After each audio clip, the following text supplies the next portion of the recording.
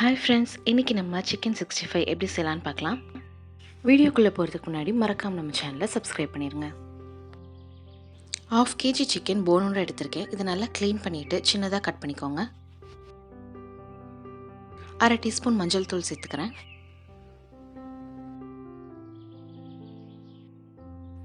இது கூட கலருக்காக 1.5 டேபிள் ஸ்பூன் காஷ்மீர் மிளகாய் தூள் சேர்த்துக்கிறேன். நீங்கள் நார்மல் மிளகாய் தூள் சேர்க்குறதா இருந்தால் 1 டேபிள் ஸ்பூன் சேர்த்துக்கோங்க. அடுத்ததாக இது கூட 1 டேபிள் ஸ்பூன் கரம் மசாலா சேர்த்துக்கிறேன். 1 டேபிள் ஸ்பூன் மல்லித்தூள், 1 டேபிள் ஸ்பூன் இஞ்சி பூண்டு விழுது, 1 டேபிள் ஸ்பூன் தயிர் சேர்த்துட்டு இதுக்கு தேவையான அளவு உப்பு சேர்த்து இது நல்லா கலந்து விட்டுடலாம். மசாலா எல்லாமே சிக்கனோட கோட் ஆகிற மாதிரி நல்லா கலந்து விட்டுக்கோங்க.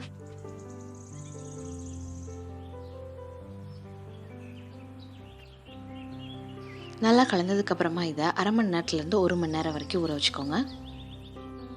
பொரிக்க போகிறதுக்கு 5 நிமிஷத்துக்கு முன்னாடி இதில் 1 டேபிள் ஸ்பூன் கார்ன்ஃப்ளவர் சேர்த்துக்கிறேன். இது கூடவே 1 டேபிள் ஸ்பூன் அரிசி மாவு கிறிஸ்பியாக வரணுங்கிறதுக்காக. இது எல்லாத்தையும் நல்லா கலந்து விட்டுட்டு ஒரு 5 நிமிஷத்துக்கு அப்புறமா இதை நம்ம பொரிச்சிடலாம். மாவு சேர்க்கும் போது கொஞ்சமாக உப்பும் சேர்த்துக்கோங்க. நல்லா கலந்தாச்சு. இப்போ 5 நிமிஷத்துக்கு அப்புறமா இதை பொரிச்சிடலாம். இப்போ ஒரு கடாயில் சிக்கன் பொரிக்கிறதுக்கு தேவையான எண்ணெய் சேர்த்துக்கிறேன். நம்ம தேங்காய் எண்ணெயில் செஞ்சோம்னா ரொம்பவே ஃப்ளேவர்ஃபுல்லாக இருக்கும். அடுப்பை மீடியம் ஃப்ளேம்லேயே வச்சுக்கோங்க. இப்போ நம்ம மேரினேட் பண்ணி வச்சுருந்த சிக்கன் எல்லாத்தையும் ஒன்று ஒன்றா சேர்த்துக்கலாம். எண்ணெய் ரொம்ப சூடாயிடுச்சுன்னா சிக்கன் வெளியெல்லாம் கிறிஸ்பி ஆகி உள்ளே வேகாமல் இருக்கும். அந்த மாதிரி பண்ணும்போது சிக்கன் ரொம்பவே ஹார்டாயிரும், சாப்பிட்றது கஷ்டமாக இருக்கும். நம்ம மீடியம் ஃப்ளேமில் வச்சு எல்லா பக்கமும் ஒரே மாதிரி ரோஸ்ட் பண்ணும்போது ரொம்ப சாஃப்டாக இருக்கும். இந்த டிப்பை கண்டிப்பாக ட்ரை பண்ணி பாருங்கள். நம்ம சிக்கன் சேர்த்த உடனே கரண்டியை வச்சு கலந்து விட வேணாம், மசாலாலாம் பிரிஞ்சு வந்துடும். ஒரு நிமிஷத்துக்கு இப்படியே குக் ஆகட்டும். இதுக்கப்புறமா நம்ம திருப்பி போடலாம். இப்போ நம்ம சிக்கன் எல்லாத்தையும் திருப்பி போடலாம். இப்போ நம்ம சேர்த்த மசாலா எதுவுமே பிரியாமல் எல்லாமே அழகாக சிக்கனோட கோட்டாயிருக்கு. இதே மாதிரி நம்ம எல்லா சிக்கனையும் திருப்பி போட்டுடலாம். நல்லா ரோஸ்ட் ஆகி வர வரைக்கும் 2லேருந்து 3 நிமிஷத்துக்கு இதை பொரிச்சிடலாம்.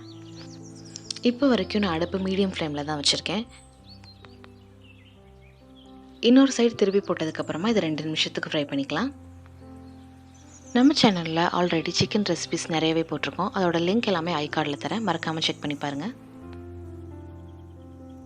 வெளியே நல்லா கிறிஸ்பியாக கோல்டன் கலர் வந்ததுக்கப்புறமா சிக்கன் எல்லாத்தையும் எடுத்துடலாம். இந்த ரெசிபியை கண்டிப்பாக ட்ரை பண்ணி பாருங்கள். இந்த வீடியோ பிடிச்சிருந்தா லைக் பண்ணுங்கள், கமெண்ட் பண்ணுங்கள், ஷேர் பண்ணுங்கள். மறக்காமல் நம்ம சேனலுக்கு சப்ஸ்கிரைப் பண்ணிடுங்க. பாய்.